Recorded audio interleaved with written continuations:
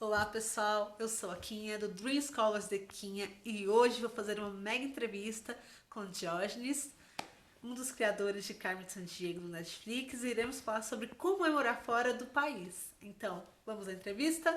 Roda a vinheta!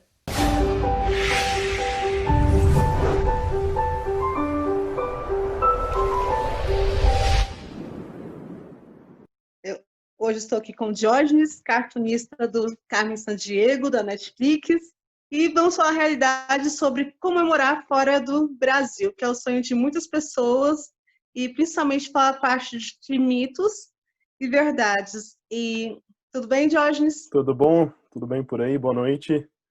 Boa noite. Hum, Poderia falar um pouco para a gente sobre quais são os mitos e realidades sobre morar fora? Sim, sim. Então, para quem não sabe, eu moro em Vancouver, no Canadá.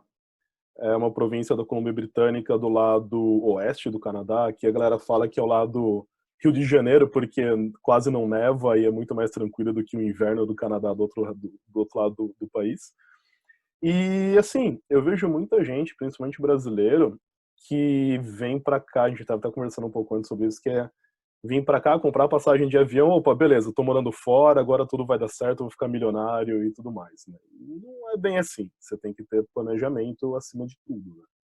Então, o primeiro mito é o fato de que, tipo, você comprar uma passagem de avião pra morar fora não quer dizer que vai dar tudo certo. Não é simplesmente chutar o pau, porque tem um monte de blogueiros e aventureiros e essa galera toda do YouTube que viaja o mundo falando, você pode viajar o mundo com os trocados que você tem no bolso. Não é muito bem assim. Você tem que ter um planejamento, né? Você tem que se planejar, não é simplesmente sair a louca e pensar que tudo vai dar certo. Esse é o primeiro ponto. Sim, eu ouço muito aqui que, eu vou, não sei falar muito menos os idiomas, muitas vezes eu só falo brasileiro, aí eu vou lavar uns pratos, chegando aí, é desse jeito mesmo que funciona, ou é? Não. Apesar de que eu já vi muita gente que tenta fazer isso, mas não dá certo não. Assim, ah, o primeiro ponto que você tem que ter, especialmente no Canadá, é a questão do visto. Então, você não vem pra cá sem visto. Começa por aí. Tipo, tem uma galera que tenta dar uma contornada na lei, aquele jeitinho brasileiro de vir pra cá como turista e faz uns trabalhos por debaixo do pano até conseguir o visto e, cara, não rola. É uma coisa que, assim, é você viver o dia inteiro, todo dia com a corda no pescoço, com medo de seu patrão te denunciar, alguma merda acontecer, alguma coisa acontecer que você pode perder seu visto. Aliás, você nem tem visto, você pode ser deportado logo de cara pro país. Então, tem muita coisa assim que não funciona, né? Então, sem visto, você não consegue fazer nada. Mesmo turistar, você não consegue nem turistar se você não tiver visto de turista, né? E quanto a trabalhar, você precisa ter um visto específico de trabalho, né? Não adianta você vir como turista e trabalhar.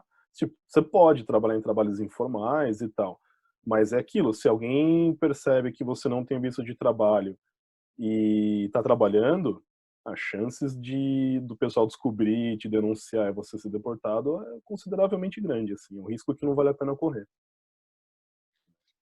Entendi. E quando você foi assim, inicialmente a trabalho, foi fazer algum curso? Como que foi para você sair do Brasil? Teve dificuldade com a língua? Já foi todo planejado? Como que foi?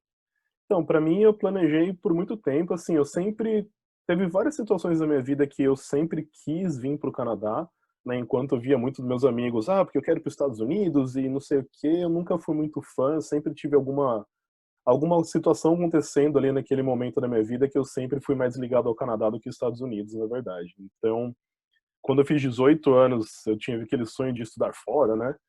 Mas, não tinha dinheiro, não tinha maturidade, não sabia nem o que eu queria da vida e acabou não acontecendo. Mas eu já comecei a pesquisar algumas coisas aqui do Canadá, até que em 2013, mais ou menos, 13 para 14, eu decidi, assim, eu estava num ponto da minha vida que eu estava com a vida, entre aspas, ganha, estava dando aula, estava trabalhando num emprego bacana além de dar aula e estava tudo tranquilo.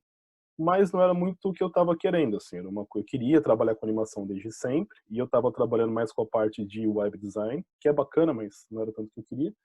E eu decidi, falei, não, então peraí, vamos, agora que eu tô com a vida um pouco menos corrida, né, porque mesmo estando estabilizado ainda era uma correria, eu comecei a me planejar. Então eu fiquei durante 2 anos e meio, 2 anos e meio mais ou menos, guardando dinheiro. Eu fui trabalhar muito mais, muito além do que eu já trabalhava. Eu trabalhava, quando eu comecei a juntar dinheiro para vir para cá, eu comecei a trabalhar desde, sei lá, das 6:30 da manhã, eu entrava em sala de aula e dava aula até as 11 da noite, chegava em casa, fazia freelance até 2 da manhã e ficava essa loucura o tempo inteiro.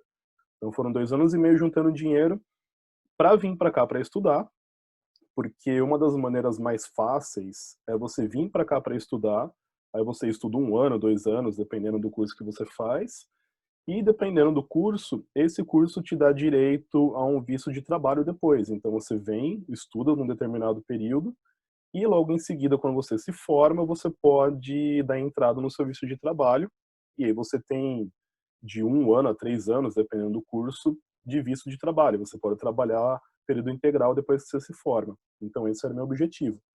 Mas para isso eu tive que juntar dinheiro para pagar a escola, porque especialmente no Canadá, as escolas aqui, elas têm dois preços. Ela tem o preço para quem é morador local, para quem é canadense ou residente permanente no Canadá, e para quem é imigrante. E normalmente o imigrante ele paga quase 50% a mais do que o local. Às vezes até mais do que 50%.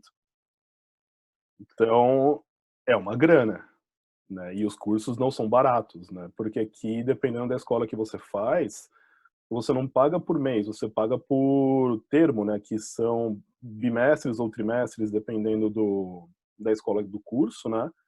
E é uns 2, 3 mil, às vezes até 5, 6 mil a cada 3 meses. E US$ 1.000, não reais. É um pouco Então, pesado, né? é pesado, é pesado. Eu tive que trabalhar 2 anos e meio e ainda fazer acordo com os empregos para poder pegar fundo de garantia e tudo mais. E ainda assim eu vim para cá na época que teve o impeachment da Dilma e o dólar disparou. Então o dinheiro que eu havia guardado para ficar 1 ano aqui só estudando, ele acabou durando para 3 meses e eu tive que trabalhar enquanto eu estudava. Então eu estudava durante o dia, das 9 da manhã até mais ou menos 10:30, 11 da noite eu ficava na escola. Daí às 10:30 eu ia para um albergue, para o hostel, e trabalhava de faxineiro e segurança noturno até às 7 horas da manhã. Daí eu ia para casa, tomava um banho, comia uma coisa e ia para a escola, né? Então durante 2 ou 3 dias na semana eu não dormia. Eu varava direto para poder ter dinheiro para conseguir me manter aqui enquanto eu estudava. Então, é um caminhozinho que você tem. Isso que eu estava tudo planejado, né? Então, mesmo que você esteja tudo planejado, você tem que ter um plano B ou coisa parecida, porque você nunca sabe o que pode acontecer, né? Então, por exemplo, agora com o lance do vírus, tem alguns amigos meus brasileiros que vieram para cá para estudar, na mesma escola que eu fiz, só que por conta do vírus a escola fechou, eles tiveram que estudar remoto, e deu várias complicações e tudo mais, e acabou que muitos deles acabaram voltando para o Brasil porque era mais barato ficar no Brasil estudando remoto do que ficar aqui, né? E era uma coisa que ninguém esperava, tipo, ninguém no mundo inteiro esperava que ia dar um vírus que ia parar tudo. Então, você tem que ter plano A, B, C, D, X, Y, Z para poder fazer dar certo, né? É complicado mesmo, né? É um dinheiro muito alto e tem toda a questão de não dá para ir se aventurar. Você tem que ir realmente, pelo que você está falando, ir certo com. E ainda indo certo, ainda tem muitas coisas que você vai ter que lutar para dar certo de verdade. Então, é aquilo assim, a menos que você tenha muito dinheiro sobrando, aí beleza, vem, mete as caras, se der errado, volta pro Brasil, que sua vida não vai mudar em nada porque você tem muito dinheiro. Mas não é muito como todo mundo, né? Nem todo mundo tem todo esse dinheiro, né? Então, vim pra cá achando que é só viajar e lavar prato e você aprende a língua no dia a dia e se vira, é muito investimento, é muito tempo, é muito planejamento para uma coisa que tem 90% de chance de dar errado. Não vale a pena no fim das contas, né? Claro, você pode dar certo, mas a chance de dar errado é muito maior. E se você der certo, o trabalho que você teve, a dor de cabeça que você teve e o preço que você teve que pagar com a sua vida é muito alto. Eu, sinceramente, acho que não vale a pena. Às vezes é muito melhor você esperar mais 2, 3, até 5, 10 anos aí no Brasil para fazer as coisas tudo direitinho e vir para cá com uma vida tranquila, do que você vir para cá para passar perrengue, né? Porque perrengue por perrengue fica onde você tá. Não faz sentido você gastar toda essa grana para ir para outro país, né? Sim, concordo. Jorge, você poderia dar alguma dica assim para as pessoas que estão pensando em ir e não tem nenhum planejamento, ou que já foram? Você conhece alguém que foi para aí, quebrou a cara e voltou muito rápido? Alguém que se aventurou?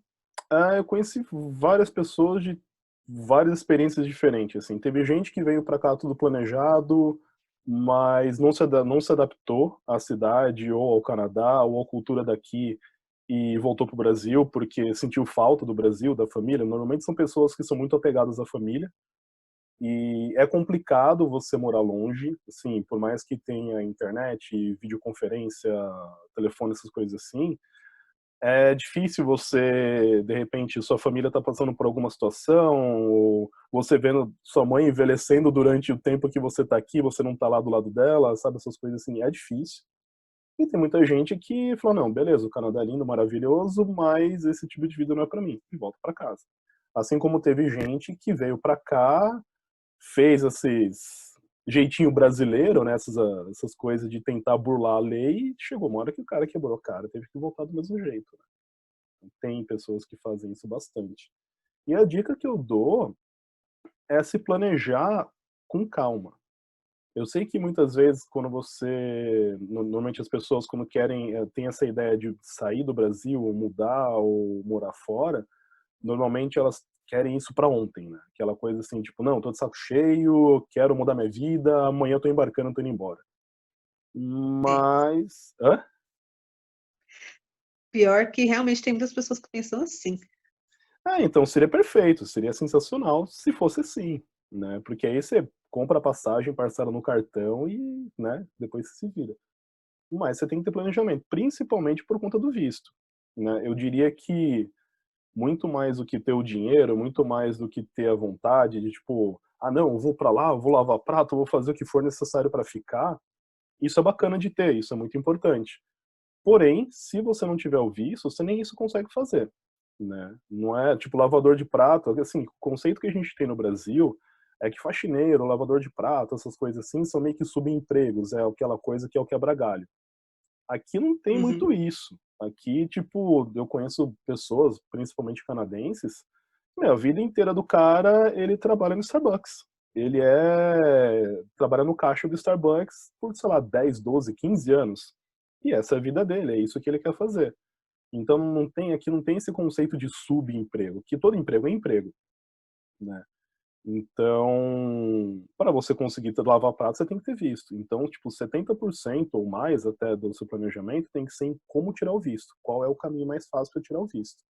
Uma vez que você resolveu o visto, daí você começa a ver a questão de grana, quanto você vai precisar, qual a província, qual a cidade, qual o país, muitas vezes é o que mais se adequa ao que você está procurando. A língua é um fator extremamente importante, porque eu conheço muitos brasileiros, principalmente, que vêm para cá, e o cara traz o Brasil junto com ele, então ele só anda com brasileiro, ele só come coisas brasileiras, tudo que ele fazia no Brasil, ele faz aqui, e é isso. Tipo, ele não fala inglês, ele não tem contato com pessoas daqui, ele não sai com amigos que não sejam brasileiros, tipo, e aí qual o sentido de você morar fora e você manter exatamente a mesma vida que você tem aí? Tipo, não que você vai vir pra cá e não ter contato com brasileiro nenhum. Tipo, eu moro com brasileiro, um amigo meu que a gente divide a casa, ele é brasileiro também, eu conheço bilhares de brasileiros aqui, mas ao mesmo tempo eu também interajo e conheço pessoas de todo mundo, não só locais, né. Então, a língua é um fator muito importante para que você consiga se desenvolver. Então, é uma boa ideia, de repente, para quem não tem muita grana para já vir de mala e cuia para cá ou para fazer um curso mais caro, é de repente vir para cá fazer um curso de inglês de 2 semanas, um mês, 3 meses, sei lá, dependendo do quanto de dinheiro você tem, e você vê como que é. Você consegue ter uma experiência um pouco mais, próxima do que é morar fora. Então você consegue ver se a cultura do local é algo que você vai se adequar, se a distância da sua família ou das pessoas que você gosta ou da sua rotina do Brasil é algo que você está disposto a adequar, se você está disposto a abrir mão.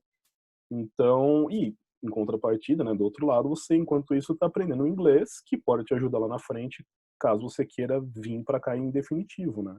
Então, de repente, esse seja um ponto de partida para quem não fala inglês nem nada, mas, de novo, um planejamento. Você tem que ter, tipo, uma coisa a longo prazo, médio a longo prazo, para você conseguir fazer dar certo, né?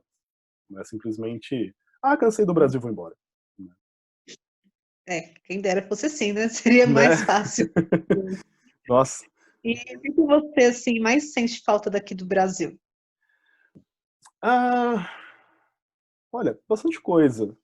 A comida é uma coisa que eu até brinco com os meus amigos, falar, eu gosto muito de vocês, mas eu só vou pro Brasil para comer.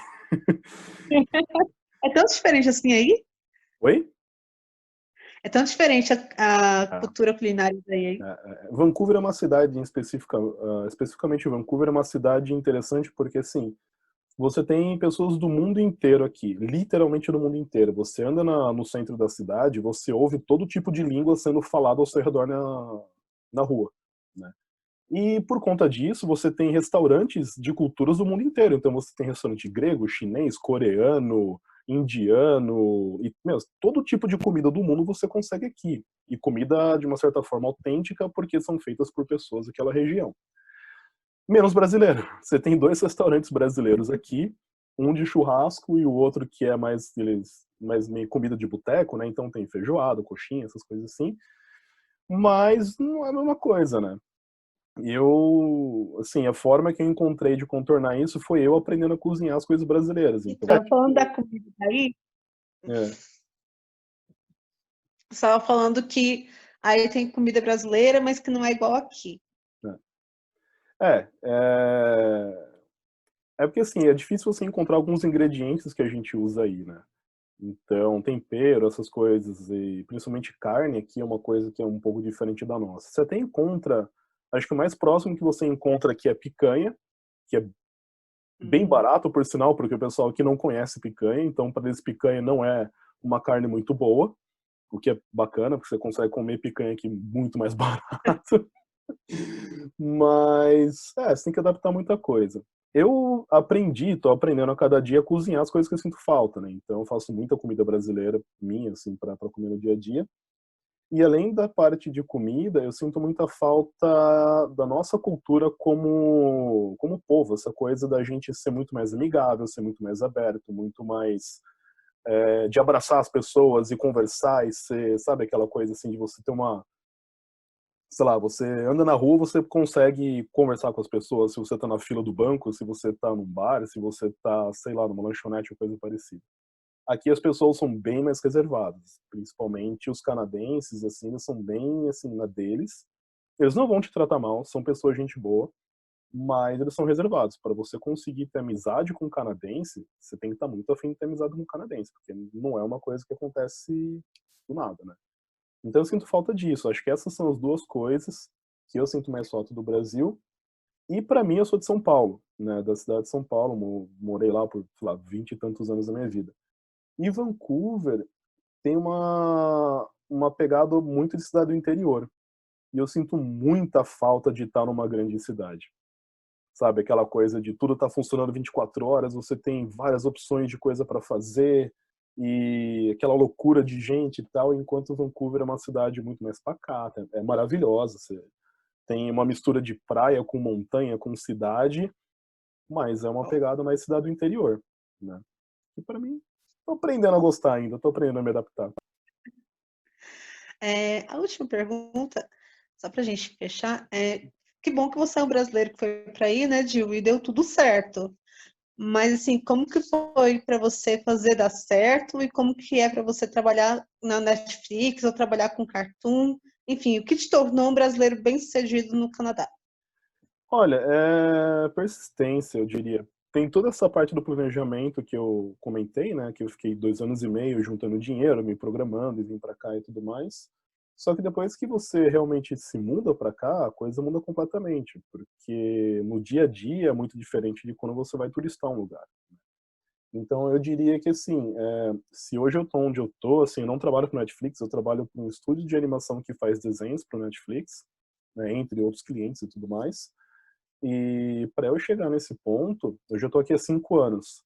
Foram pelo menos aí uns 3 anos e meio, 4 anos de ralação, né? Aquela coisa assim, que nem eu falei, eu vim para estudar, mas por conta da grana que acabou dando os imprevistos, eu fiquei durante 8 meses, eu fiquei três noites sem dormir, pelo menos toda semana, né, para poder trabalhar de faxineiro e segurança. Então eu já carreguei muito cara bêbado pro quarto deles, porque no hotel você tem que tomar conta dessas pessoas, né? E isso foi muito difícil, foi uma fase muito corrida, assim, foi muito estressante.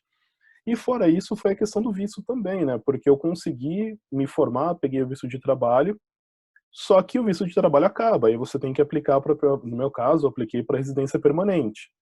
E aí, para residência permanente, você tem que fazer um monte de documento, é um processo demorado, estressante, e você corre o risco de não pegar, eles podem te negar a residência. Então, além de toda a correria de estudar, trabalhar e fazer dar certo e se aprimorar para pegar um emprego melhor, você tem o outro lado da história, que é quando você chega em casa, ao invés de você descansar, você está preocupado com a parte do papel, né, dos vistos, de documento, de, putz, será que quando acabar meu visto eu vou conseguir ficar aqui? Será que eu tenho que voltar para o Brasil?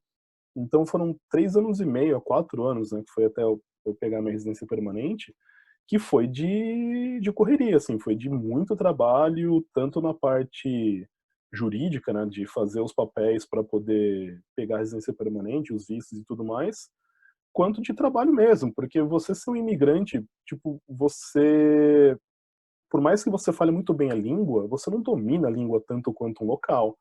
É uma cultura completamente diferente da sua, por mais que você se adapte, enfim, tem uma série de coisas que no dia a dia, depois que você passa a morar no lugar, faz uma diferença. Então, para eu chegar até aqui, não quer dizer que hoje, né, as coisas ainda sejam fáceis, né? Tipo, todo dia trabalhando e correndo atrás, e é um processo que, tipo, acho que vai para a vida inteira, eu acho até.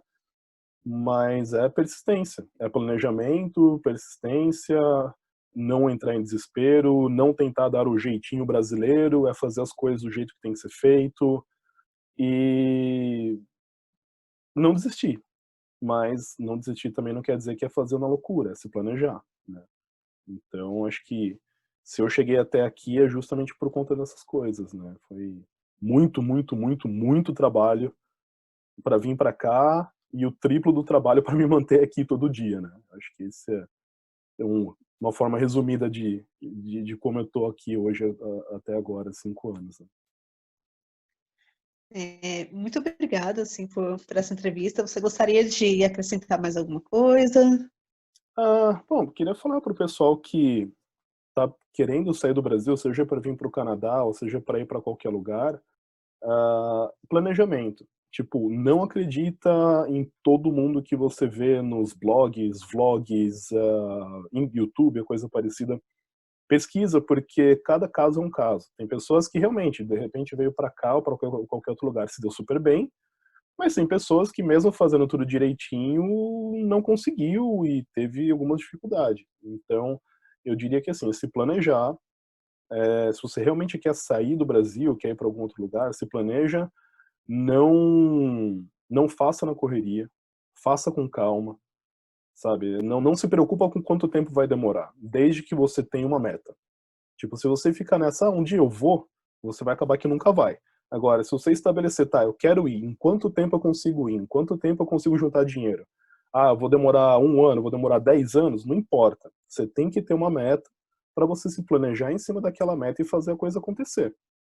E ter a ideia de que, assim, uma vez que você mudou, não é só porque você pisou num país diferente que as coisas vão ser 100% maravilhosas.